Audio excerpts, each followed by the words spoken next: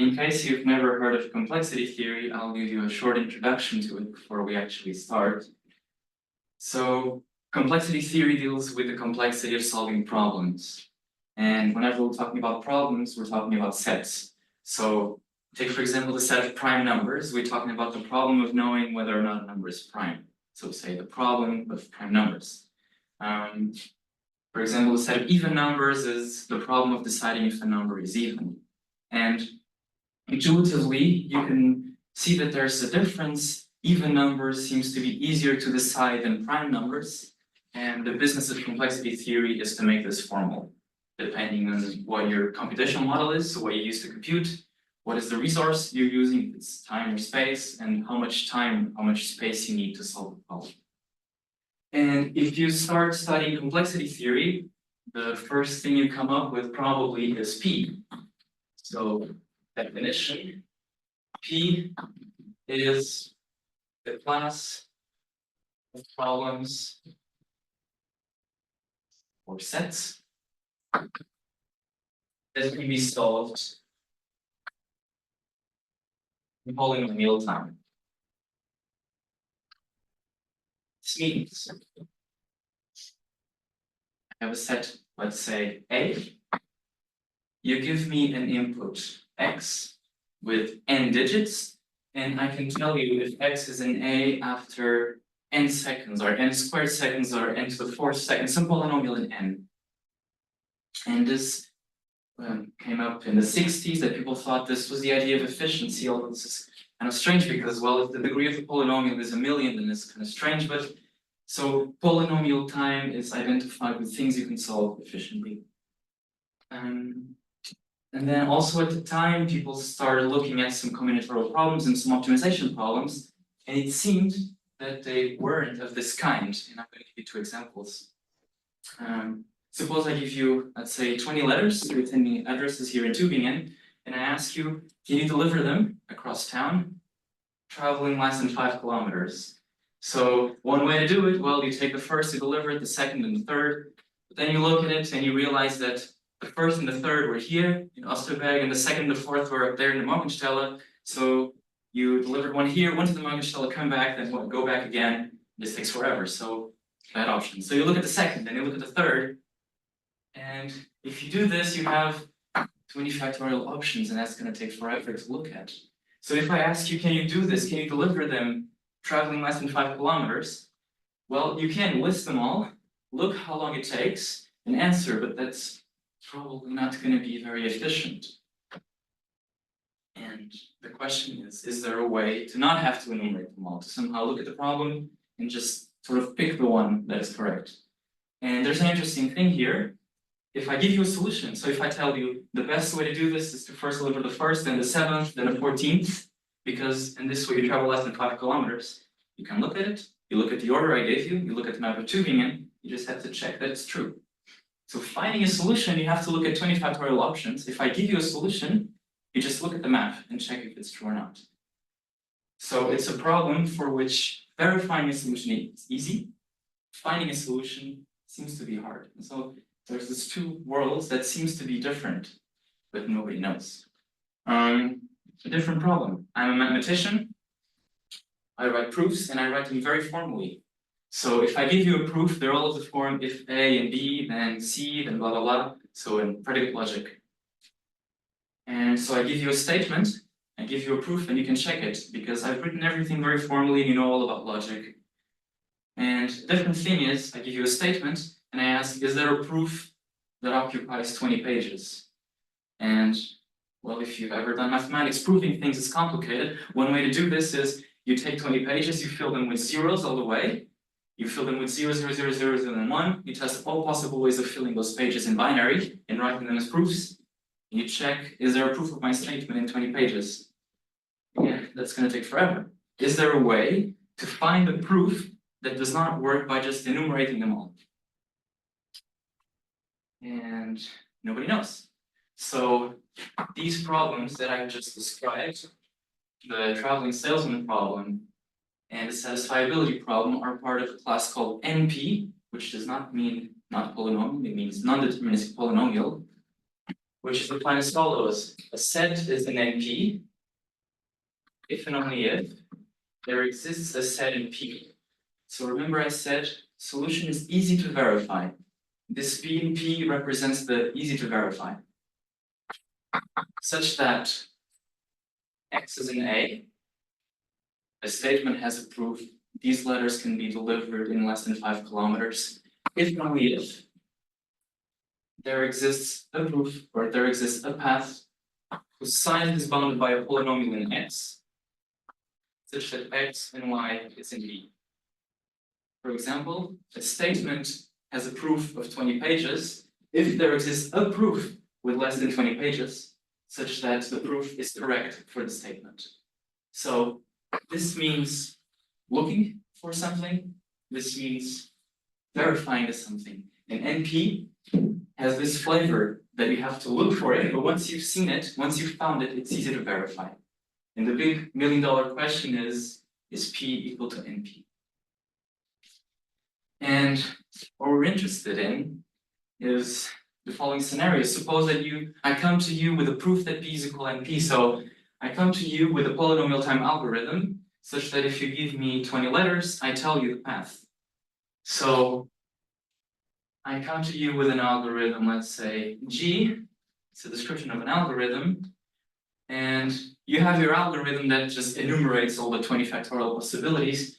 Let's call it E for enumerate, and I tell you that for every input, they are the same. So I have a polynomial-time algorithm which solves something that is very complicated. Why should you trust me? Well, you can test it x equals 0, you can test it equals 1, you can go on and on and on and on and on, but you can never stop. Testing 20 cases, 1,000,000 cases is not enough to verify that this is true. So even if I have a proof that P is equal to NP, because if I have an algorithm that's polynomial time, this doesn't mean that I can realize that it's correct. This is very different. For example, suppose you have, I want to give you an example where you can test this without testing all of them. Suppose G of n is 1 plus 2 plus everything up to n. And suppose H of n equals n times n plus 1 over 2. If I tell you that for every n, G of n equals H of n, you're not very surprised if you've seen this formula. And you don't have to test it for 0, 1, 2, 3, etc. You can prove this by induction. But this is not always the case. And so we're interested in the question, how difficult it is to see if two functions are the same. Sometimes it seems complicated. Sometimes it seems that you have to test every possible case. For these things, it seems that you can just sort of incorporate the proof in a proof by induction. But we don't know which cases are which. And for SAT, and if you're studying NP, there's a little twist to it, which is called relativization. It's not very important what precisely this means, but it seems that PNP is independent of relativizing techniques like diagonalization, but it's not at all clear what this means, what theory captures these things. So we're interested in studying theories where the computational resources are sort of incorporated there.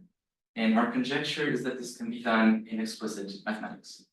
Okay, so that brings me to my part, which is to talk about a particular family of formal systems, which historically derived from Solomon Feferman's program of explicit mathematics, which was designed to formalize certain kinds of constructive mathematics. And in particular, what we are working with is the first order part of explicit mathematics, which is sometimes called applicative theories. And we are working here primarily in the tradition of Thomas Schramm and also Bernhard Kahle and Isabel Euterbehm. And these so-called applicative theories, and I will give you an example in a moment, provide a very flexible framework in which we can study questions relating to computational complexity, amongst other things.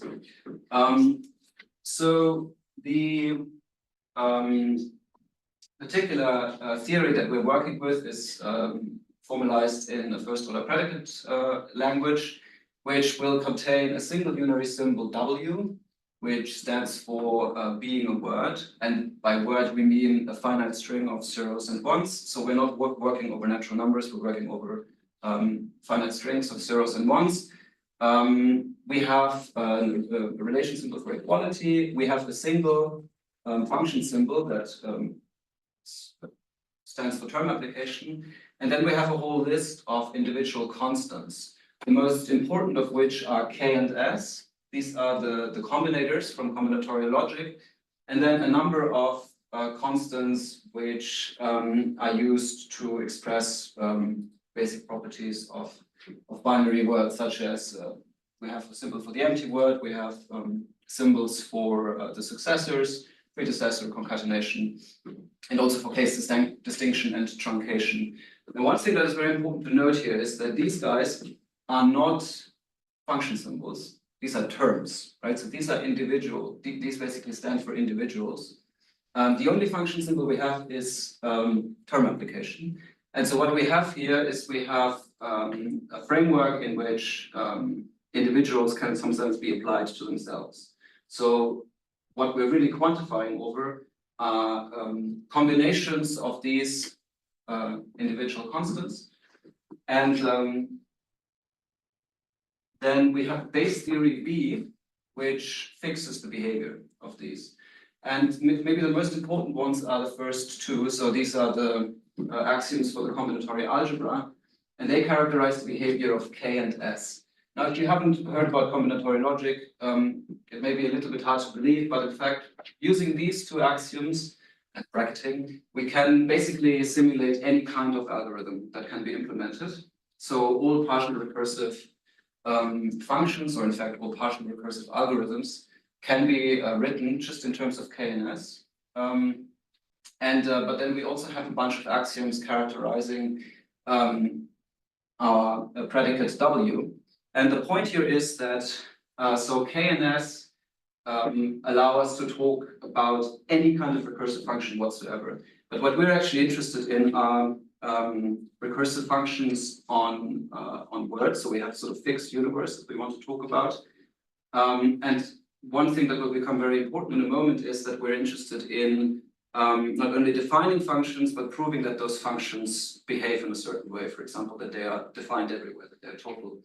And so in order to do this, we need these axioms, which basically characterize the behavior of W. So just to give one example, we say that the empty word is actually a word. We say that if X is a word, then both of its successors are words. We say that if X is a word, then the predecessor of the successor of X is X, and so on. So these are very elementary properties of the universe that we want to talk about. And so the theory B as such doesn't really allow us to do very much. But now what we're primarily interested in is to characterize what's called the provably total functions of a given theory. So we say that a function f from the words to words is provably total in theory T, and we always assume that T is written in the language that I've just defined. If there is some term CF in our language,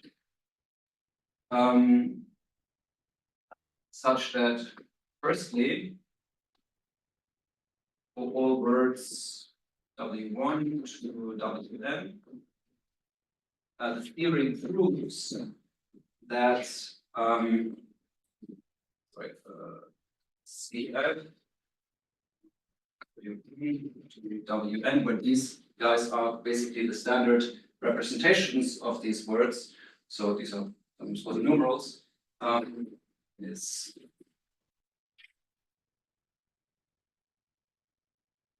this.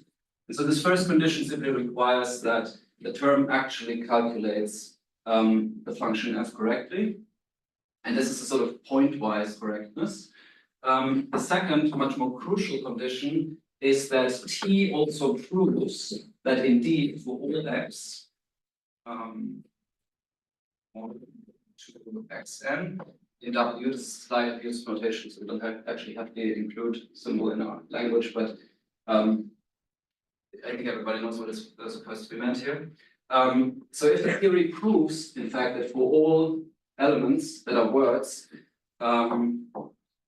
this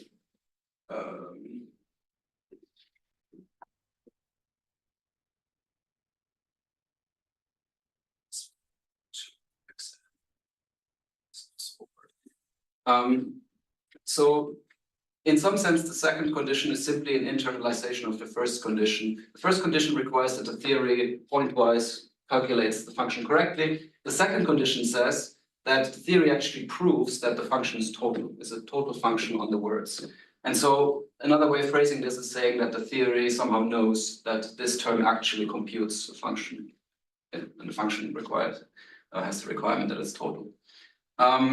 So the question now is, how can a theory, so how can we actually prove this?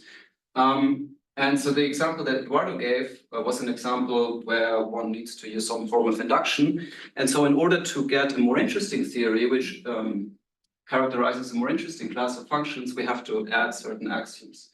I want to put another notation here.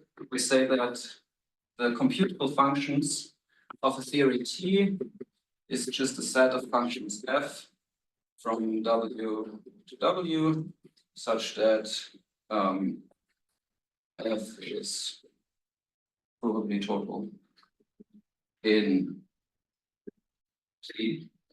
Okay. So what we do in order to characterize interesting classes of functions is we add induction axioms. Now, here we're building on prior work by Thomas Schramm, who introduced this kind of induction axiom. So the definition is that we have a formula A with three variables f and y, which has the form of a leading bounded existential quantifier, and then a matrix which is positive, that is, there are no negations, no implications in there, and it's W free.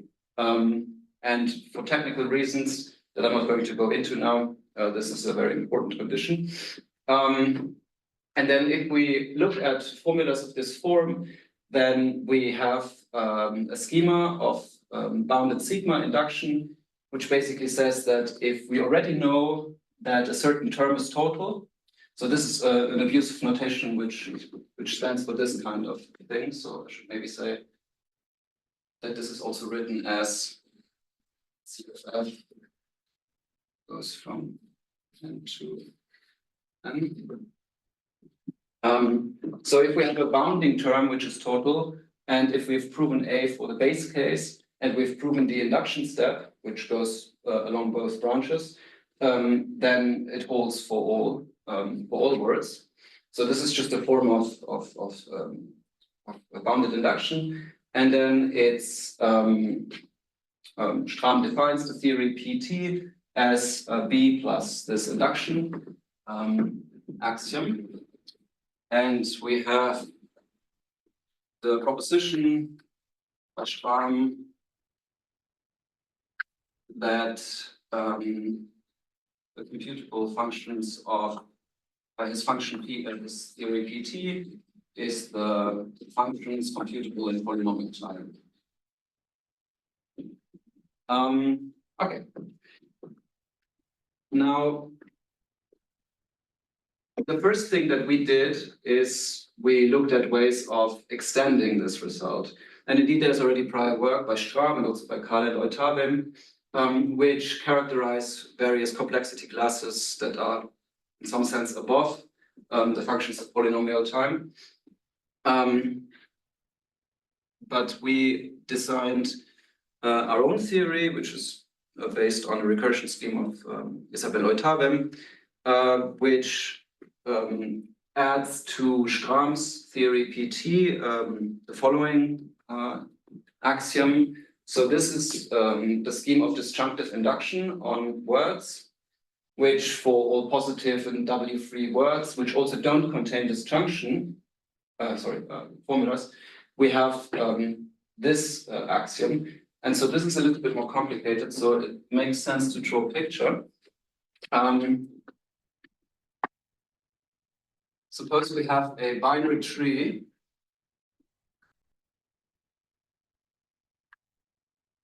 and we have some function which at the which takes these leaves as inputs and evaluates whether something holds. So, for example, we have a 0 here, but we may have a 1 at this point.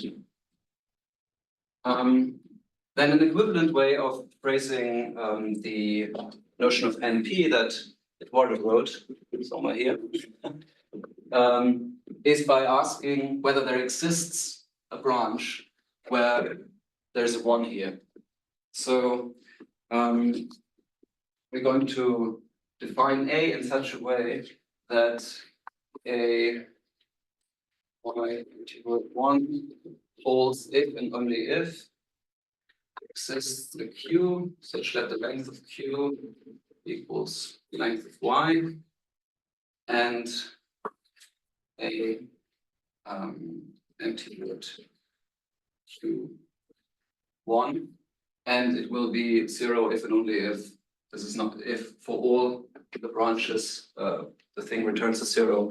And now if you look a little bit at this induction schema, you will find that that really just characterizes this idea. So the base case requires that we know for all paths that A is either 0 or 1. Then we have here a kind of induction step, which basically just takes the ors of the things here. So if we have a 0 here and a 0 here, then we'll have a 0 here. But if we have a 1 here and let's say a 0 here, then we'll have a 1 here.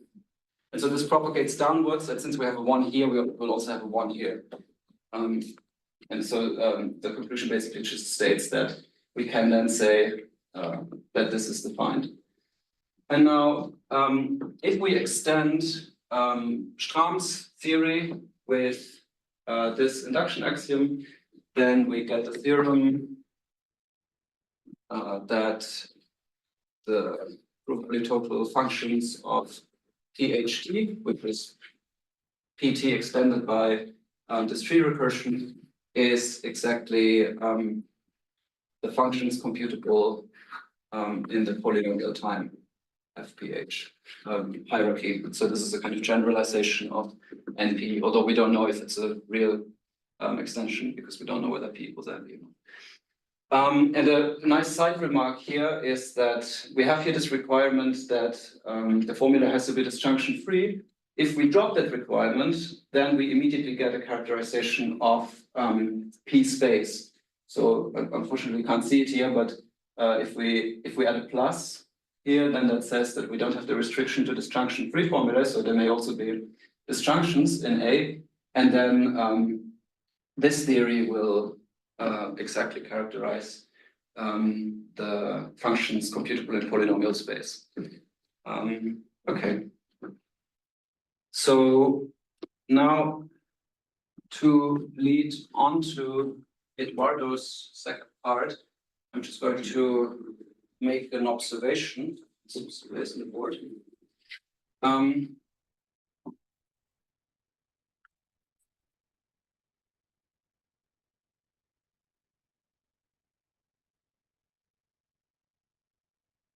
And it's the following. It's possible to find terms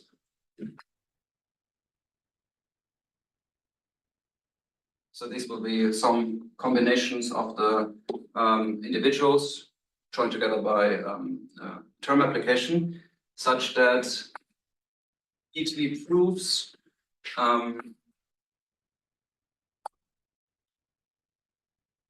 that C0 represents a total function, and PT fails to prove that C1 represents a total function, and I'm just going to be a bit sloppy here and say externally. So in the standard model, or if you want to be more precise, in the term model that we're working with, externally, C1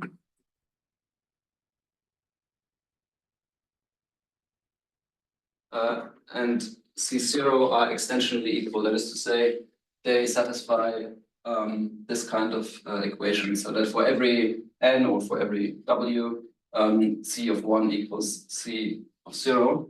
And so it seems that applicative theories provide a nice framework in which we can study these kind of phenomena. And so another question that one can ask, one question is, what are the provably total functions of a theory? Another question is, what are the provably extensionally equal functions of a theory? So I think with that, I'll hand it back to Eduardo. Yeah, just a concluding remark. Yeah. I'm not sure how familiar you are with arithmetical hierarchy. Suppose this is Fp. So this is the set of all functions that are computable in polynomial time. To know that a certain function is here, if I give you a program and I ask you, is this computing a function computable in polynomial time? That is a problem in the second level of the arithmetical hierarchy. To solve this, these are problems of the form exists for all. So you have to search through an infinite universe and then check that a property holds for an infinite number of things. Sigma 2 is complicated. Cobham's algebra, which is just essentially a programming language, is decidable in the sense that you get Fp, it has to be written in a very specific way. So Cobham's algebra gives you a way to write programs, and if it's written in this specific way, then it's polynomial time. But then there are a lot of ways to write polynomial time programs that are not in this specific way. So it's natural to try to extend it. Let's say Cobham only captures this. PT, as Marcel pointed out, can capture a bit more. So this is Cobham, this is PT of Stamm. And an obvious question is, how do you go that way? Now, PT, to know that a function is in PT, that it's provably total in PT, is sigma 1. So sigma 1 is something of the form that exists. Is there a proof? So a function is provably total in PT if there's a proof of it. So they're really far away. How can we go that way? And what we don't know. We don't know how to travel this way. So what we did was started traveling this way, adding complexity. So PT talks about polynomial time functions. What you can do is you can take something that talks about exponential functions. You just add induction schemes. This gives you more functions, but it also gives you more terms. So one way, the only way that we've had so far of traveling this way, so of getting more programs, because this is the problem. So there are functions computable in polynomial time, but there are infinite programs computing the same function. Just I say, if 0 equals 0, I return 0. If 1 equals 1, I return 0. If 2 equals 2, I return 0. It's an infinite number of programs all doing the same thing. And the problem is, there is no nice way to compact them all together without accepting too much. This remark he showed was a way to sort of trade off, which is somewhat unexpected. You can add complexity, add an induction scheme, and you get to be able to recognize more programs. What we would like to have and are still trying to figure out is how to recognize more programs without recognizing more functions. And this is essentially what we're working on now, and that concludes the talk. Thank you.